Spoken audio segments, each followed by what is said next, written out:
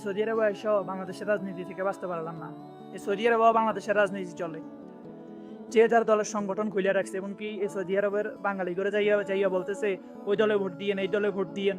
আশ্চর্য ব্যাপার, মানুষ কি ভোট সম্পর্কে জানে না? মানুষ তো জানে কারে ভোট দিতে হবে না দিতে হবে। তো মানুষও বললে তো লাভ নেই। বাংলাদেশের রাজনীতি কত নিকৃষ্ট, সৌদি আরবে বাংলাদেশের রাজনীতি চলে।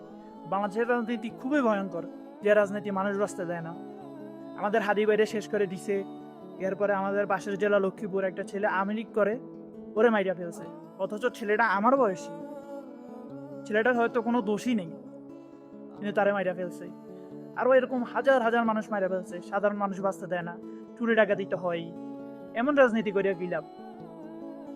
যেখানে রাজনীতি করতে হবে, নেতা কর্মীর জন্য জীবন দিতে হবে, সাধারণ মানুষের জন্য জীবন দিতে হবে, আর কর্মী নেতার জন্য জীবন দিতে হবে।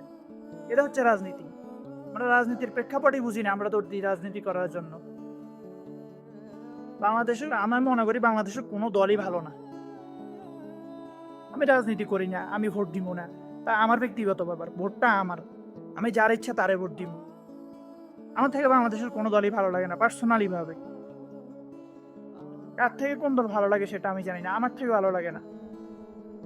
সো এই সৌদি আরবে তো রাজনীতি করে লাভ নেই।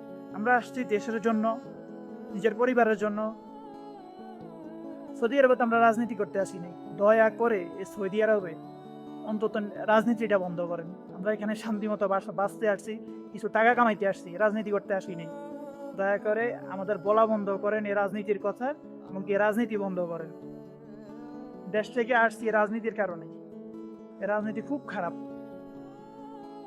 দয়া করে আমাদের আর রাজনীতির কথা বললেন না, একটু শান্তি মতো বাঁচতে দেন। সবাইকে আসসালামু আলাইকুম।